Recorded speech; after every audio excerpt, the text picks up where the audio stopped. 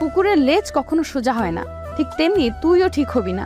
তোকে ক্ষমা করাটাই ভুল ছিল। তোর সাহস কি করে হয় আমাকে প্রপোজ করার? আমি তো ভার্সিটির ম্যাম হই। ম্যাম তোর থেকে কত বছরের সিনিয়র জানিস তুই? আর কখনো আমার সামনে আসবি না।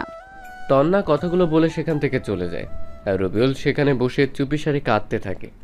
আর এই হলো ওর ছ্যাঁকা খাওয়ার কাহিনী। যা ঘটেছিল তার স্ত্রী তন্নার সাথে অনেক আগে। চলেন এবার গল্পে ফেরা যাক। রবিউলের কপালে ঝাঁটার বাড়ি পড়েছে।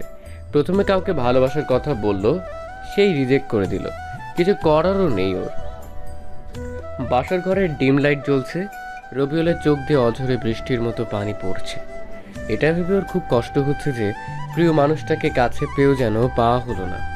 কিন্তু রবিউল সিদ্ধান্ত নিয়েছে তন্নাকে পটাতে সে হাল ছাড়বে না। ম্যামের মনে ওর জন্য ভালোবাসার বীজ বপন করবেই করবে। এগুলো ভাবতে ভাবতে ঘুমিয়ে পড়ল রবিউল। পরের দিন সকালে দ্রুত ঘুম ভাঙে ওর। কেউ এসে ঘুম থেকে না উঠালে যার ঘুম ভাঙে না, আজ সেই মানুষটা তাড়াতাড়ি ঘুম থেকে উঠে গেল। উঠে তন্না ম্যামের ওই মায়াবী মুখের দিকে তাকিয়ে আছে রবিউল।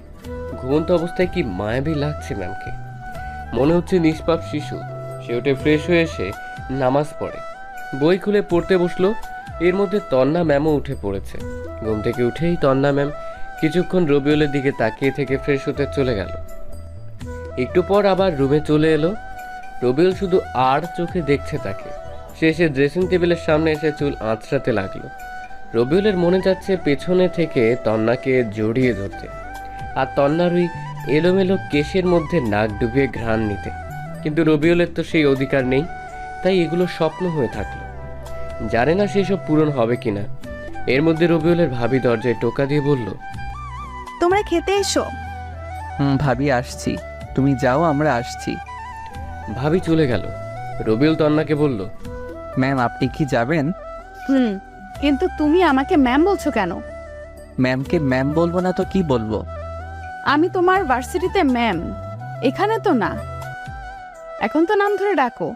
তাছাড়া বাসার সবাই কি ভাবে বলো তো? আচ্ছা বুঝছি, আমি জানি কোথায় কি বলতে হবে। এখন চলেন। তন্না রবিউল একসাথে খাওয়ার টেবিলে এলো। ভাবি খাবার দিল। ভাবি রবিউলের কানের কাছে এসে বলল, দেবরজি, ভালোভাবে বিড়াল মারতে পেরেছো তো? হুম। বাহ, ভালো। সবাই খেতে থাকে। খাওয়া দাওয়া শেষ করে রবিউল যখন বাসা থেকে বের হতে যাবে তখন তার আব্বা বললেন, কোথায় যাওয়া হচ্ছে? এই তো বাইরে বন্ধুদের সাথে আড্ডা দিতে। কোথাও যেতে হবে না, তোমার শ্বশুর বাড়ি থেকে তোমাদের নিতে আসবে। আসলে আসবে, ওনারা ওনাদের মেয়েকে নিয়ে চলে